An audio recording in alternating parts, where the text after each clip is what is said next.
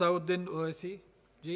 बहुत शुक्रिया जनाब चेयरमैन साहब। मैं सदर जमहूरिया के खुतबे के मोशन के खिलाफ बोलने के लिए खड़ा हुआ हूँ और मैं अपनी बात का आगाज़ उस मुल्क का नाम लेकर करना चाहता हूँ जिसका नाम लेने से हमारे मुल्क के वज़ीर आज़म डरते हैं और कांपते हैं। उस मुल्क का नाम चाइना है और इस चीन ने 45 साल के बाद भारत और चीन की सरहद पर हमारे 20 सिपाहियों को मार दिया और उनकी मौत, उनकी शहादत रायगा जाने दे रही हुकूमत। जिस मुकाम पर इनको मारा गया था उस मुकाम पर आज भारत की फौज PP4 PP8 तक हम पेट्रोलिंग नहीं कर सकते। आज अरुणाचल प्रदेश में चीन, भारत के LAC में चीन ने गांव को बसा दिया। ये सरकार चीन से लफ्जी तौर पर इस बात का एहतजाज करने की ताकत नहीं रख सकती कि आपने भारत के LAC के अंदर एक गांव को बना दिया। नकुला सिकम में चीन घुस रहा है। आखिर क्या डर है उस हुकूमत को और खास तौर से वजीर आजम को कि वो चीन का नाम लेने से डरते हैं? भाई, मुल्क की सालिमियत का मसला है। मुल्क की जमीन पर चीन कब्जा करते जा रहा है और भारत के वजीर आजम चीन का नाम नहीं लेते। मैं उम्मीद करता हूं कि जब वजीर आजम अपना रिप्लाई देंगे तो वो हिम्मत दिखाएंगे और चीन का नाम लेकर कहेंगे कि चीन यहां पर इन जगहों पर घुसा हुआ है। सर, चीन आज भी अपना इंफ्रास्ट्रक्चर बढ़ा रहा है, वहां पर फौज को बढ़ा रहा है। मैं सरकार से जानना चाहता हूं कि जब बर्फ पिघल जाएगी दोबारा चीन हमला करेगा भारत की फौज पर, तो आप इसके लिए क्या तैयारी कर रहे हैं? और सर, मैं ये तकरीर इसलिए भी कर रहा हूं क्योंकि मैं एक आंदोलन जीवी हूं। मैं एक आंदोलन जीवी हूं, मुझे उसका फख्र है, इसलिए मैं खुल के बोल रहा हूं। अल्फाज छाप कर, किसी से डर कर बोलना मेरी फितरत में नहीं है। अफसोस तो इस बात का होता है सर कि जिस जगह पर हमको इंफ्रास्ट्रक्चर बनाना था हमने टिकरी पर बना दिया। जिस जगह पर हमको वो इंफ्रास्ट्रक्चर बनाना था हमने सिंगूर में बना दिया। जो इंफ्रास्ट्रक्चर की जरूरत थी हमने गाजीपुर पर बना दिया, अरुणाचल प्रदेश में नहीं बनाया। आखिर हो क्या रहा है? क्या किसान से जो बर्ताव किया जा रहा है वो ऐसा लग रहा है कि वो चीन की फौज बनी हुई है और जो चीन की फौज से बर्ताव किया जाना था आप किसानों से कर रहे हैं। तो मैं इस हुकूमत से जानना चाहता हूं कि इंफ्रास्ट्रक्चर और ये किसानों से क्यों जुल्म किया जा रहा है? सर, यहां पर ये तीनों कानून को लेना पड़ेगा वापिस, आपको आपकी अना को थोड़ा मिटाना पड़ेगा और तीनों कानून को वापस लेना पड़ेगा। सर, यहां पर मेरे को साहिर लुधियानवी का एक शेर याद आ रहा है। मैं साहिर लुधियानवी के साथ माजरत के साथ उस शेर में तरमीम करके कहना चाहूंगा कि जो मौजूदा हालात पर के साहिर लुधियानवी का शेर को थोड़ा तब्दील करके कि चीन पर करम, किसानों पर सितम, रहने दे थोड़ा सा भरम, ऐ जाने वफा ये जुल्म ना कर। ये साहिर लुधियानवी ने कहा था। हाँ, आपसे पूछ के करेंगे क्या? आप तो टुट्टे शायर हैं, ना शायरी आती आपको, ना ज़ौक़ है, ना कुछ है, बोले जाते हैं, क्या क्या बोलते हैं आपको ही मालूम। बहरहाल सर, ये जो किसानों का कानून है इसमें क्या काला है? काला इसमें यह है कि इस हाउस को एग्रीकल्चर स्टेट सब्जेक्ट है और वो कहां लिखा है संविधान में? एंट्री 14, एंट्री 28, शेड्यूल 7 में।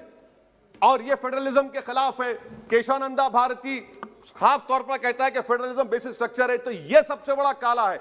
और सर, ये पूरा किसानों के इरिटेशन से क्या बात मालूम हुई कि सरकार को इस लोकसभा की अजमत, इसकी खूबसूरती की कोई इनके पास हैसियत नहीं है। सरकार इस ऐवान से डरती नहीं है। सरकार किससे डरती है? जब लोग रोड पर निकल कर आते हैं तो मोदी जी की नींद हराम हो जाती है। तो वही आप पैगाम दे रहे हैं कि लोग रोड पर निकले तो सरकार कहती है कि हम 1.5 साल तक कानून को मुलतवी कर देंगे। अरे आप कैसा बोलते? क्या इस ऐवान की तौहीन नहीं है? क्या आप यहां पर कानून अपनी ताकत की बुनियाद पर बनाते हैं और इस लोकसभा की अजमत को निस्तनाबूद कर देते हैं? तो ये बात आपने पैगाम दी कि जब लोग रोड पर निकल कर आते आप डरते हैं। आप बनाओ CAA के रूल्स, इंशाअल्लाह हम दोबारा रोड पे निकलेंगे, पूरे भारत में उसके खिलाफ एहतजाज होगा। सर, तीसरी बात, सबका साथ, सबका विकास, सबका विश्वास, ये भी झूठ है। क्यों झूठ है? बाबरी मस्जिद के डेमोलिशन का केस आता है, जजमेंट आता है और केस में कहा जाता है कि किसी ने नहीं तोड़ा। अगर सरकार उस जजमेंट के खिलाफ अपील क्यों नहीं करती? एक क्रिमिनल एक्ट सुप्रीम कोर्ट ने कहा डेमोलिशन ऑफ बाबरी मस्जिद को, आप हुकूमत में हैं, आप अपील इसलिए नहीं कर रहे क्योंकि आप अपने लोगों को पैगाम देना चाहते हैं।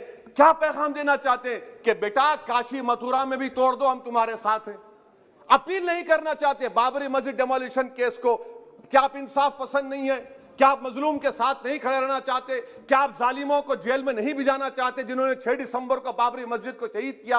आपकी खामोशी इस बात का इकरार है कि आप तशद्दुद पसंद हैं।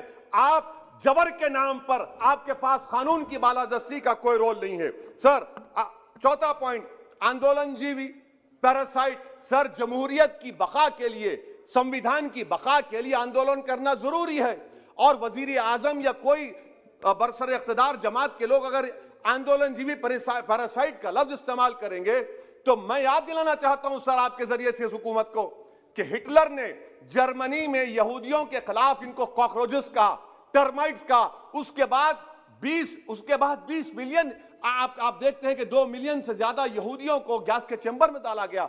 इस तरह के अल्फाज इस्तेमाल करने से क्या आप भारत में वही जर्मनी की तारीख को दोहराना चाहते हैं? और सर आप सुन लीजिए। जी सर, थोड़ा बहुत क्या सर बोलते समय में। हाँ सर, जी सर, आप आगे ना सर, आप प्रोटेक्शन है मुझे, अब तो कोई फिक्र की बात नहीं, और खुल के बोल सकते सर। आप आ गए सर, स्पीकर आ गए सर, अब तो क्या है सर, आप हमारे लिए हैं। सर, यहां पर आंदोलनजीवी आंदोलन नहीं करना। अरे किसी शायर ने अच्छा कहा था कि जिसमें ना हो इनकलाब, मौत है वो जिंदगी, रूह है वम की हयात, कश्मकश है इनकलाब। सर, अब फॉरेन पॉलिसी पे आ जाइए। किसी इना मीना डीका ने ट्वीट किया, आपने परेशान हो गए। इना मीना डीका ने ट्वीट किया, आप खड़े हो गए। अरे कौन सी फॉरेन पॉलिसी है आपकी? भारत के अतराफ में जितने पड़ोसी हैं, चीन हमला किया, कौन सा एक पड़ोसी है जो चीन के खिलाफ बोलता है? बताइए। कोई नहीं बोलता, मुंह नहीं खोलता। श्रीलंका में आप पोर्ट बना रहे हैं, किसके साथ? जापान के साथ। किसको काम मिल रहा था? आपके नूरे नजर को, आपके नूरे नजर को, आपके चहीते नूरे नजर को। श्रीलंका ने कहा हम भारत को नहीं बनाने देंगे टर्मिनल पोर्ट यहां पर।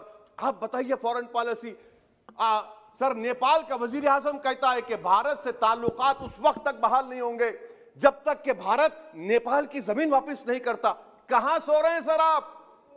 पड़ोस में कोई हमारा दोस्त नहीं है। चीन बांग्लादेश से कोविड की बात करता है, अफगानिस्तान से अमेरिका छोड़कर जा रहा है। क्या आपके पास कोई पॉलिसी है गनी हुकूमत को सपोर्ट करने की? आपके पास कोई पॉलिसी नहीं है। अच्छा सर, एफडीआई का मतलब अब समझाता हूं मैं। एफडीआई का मतलब यह है कि 5 फरवरी को ब्रैड शर्मन जो अमेरिका के रिप्रेजेंटेटिव, उनके पास भारत के अमेरिका के सफीर गए, तो ब्रैड शर्मन ने ट्वीट कर कहा कि भारत सरकार को इंटरनेट खोलना चाहिए, भारत सरकार को पीसफुल प्रोटेस्ट करना चाहिए। कौन होता है ब्रैड शर्मन जो भारत को सिखाए? ये एफडीआई है। और भारत सरकार का डिप्लोमेट, एम्बेसडर बैठकर उनका लेक्चर सुनता है, और उसके बाद क्या होता है? 3 दिन के बाद आप कश्मीर में इंटरनेट खोल देते हैं। ये आप एफडीआई कर रहे हैं, हम नहीं कर रहे हैं। अच्छा, बात कश्मीर की आई। कौन है इम्तियाज, कौन है अबरार, कौन है इब्रार? इनको शोपियान में एनकाउंटर पर मार दिया गया, प्रूव हो गया। और ब्रिगेडियर आरा सेक्टर का जिसने इनको टेररिस्ट कहकर मारा, उसको अवार्ड देते हैं आप। सर, इन मरने वाले कश्मीरियों के लिए कौन रोएगा? क्या वजीर आजम रोएंगे? क्या वजीर आजम रोएंगे? क्या कोई रोएगा? अच्छा सर, एक और बात सर, एक और बात। हाँ, एक और बात आई कि शादी के घर में गुस्सा होता है। अरे कौन सी शादी की बारात है कि 18 लाख करोड़ टैक्स मिलता है और 36 लाख करोड़ ये सरकार खर्चती है? क्या शादी कर रहे हैं आप? वाह वाह, माने वाकई में आपकी इकोनॉमिक पॉलिसी को सलाम कि 18 लाख करोड़ टैक्स में मिलते हैं, 36 लाख आप लोग शादी में खर्चते हैं। मुबारक हो आपको, बड़ी शानदार घर है ये शादी का। अच्छा सर, दिल्ली का लॉ एंड ऑर्डर, 1 साल में 3 बड़े दंगे हो गए। एडवोकेट्स पुलिस, उसके बाद CAA का राइट हुए 50 से ज्यादा, उसमें लोग मारे गए। 20 से ज्यादा मसाजिद को नुकसान जला दिया गया। 26 जनवरी। सर, क्या ये सरकार जिम्मेदार नहीं है? 2 मिनट सर, क्या ये सरकार जिम्मेदार नहीं है? आपकी सरकार है, आपका होम मिनिस्टर, आप रोक नहीं पा रहे। आपकी कमजोरी और आपकी नादानी की वजह से, आप में दूरअंदेशी नहीं है, आप उसको अलाउ कर रहे हैं। और फैजान के कातिल कौन है? क्यों नहीं पकड़ा फैजान के कातिल को आपने अब तक? जिन बच्चों को रोड पर मारा जा रहा था, जनगण मन बोला जा रहा था, एक तरफ तब तक नहीं पकड़े आप। अच्छा सर, आखिर में मैं आपको बात याद दिलाना चाहता हूं कि इसमें एस्पिरेशनल डिस्ट्रिक्ट्स 11 में से 20 बैकवर्ड डिस्ट्रिक्ट्स नीति आयोग के सीमांचल मुस्लिम डोमिनेटेड है सर। सीमांचल में कटिहार, पूर्णिया, अररिया है। सर, पूर्णिया का एयरपोर्ट सिविल टर्मिनल का काम क्यों नहीं होता सर? अब आ जाइए सर माइनॉरिटीज पर। 3 स्कॉलरशिप स्कीम है, मैं पुकार रहा हूं, मुतालिबा कर रहा हूं कि डिमांड ड्रिवन करो। सरकार ने 2020-21 में 3 स्कॉलरशिप के लिए 2265 करोड़ का ऐलान किया। कितने पैसे आपने दिए? सबका साथ, सबका विकास, सबका विश्वास, 436 करोड़ रुपए। किसको झूठ बना रहे हैं आप? पढ़िए आप लोग। अच्छा सर, उसके बाद आप देखिए कि कितने लोगों को कितने माइनॉरिटी स्कॉलरशिप नहीं मिली। 42,36,000 माइनॉरिटी स्कॉलरशिप नहीं मिली, और सबसे ज्यादा इलिटरेसी मुसलमानों की है, लेडीज की है। आप बोलते नहीं है। इसीलिए सर मैं आखिर में आपके जरिए से हुकूमत से अपील कर रहा हूं कि आंदोलन होगा, नाइंसाफी के खिलाफ आवाज उठेगी, संविधान को बचाया जाएगा। नरेंद्र मोदी भारत के वजीर आजम है, दिल्ली सल्तनत के बादशाह या जहांपना नहीं है। जिल्ले-इलाही का दौर खत्म हो चुका है, जहांपना का दौर खत्म हो चुका है। मोदी की आंखों में आंखें डालकर उनकी गलतियों को बोला जाएगा। इसलिए शायर ने कहा था कि जो चुप रहेगी ज़बान खंजर, लहू पुकारेगा आस्ती का। बहुत बहुत शुक्रिया सर।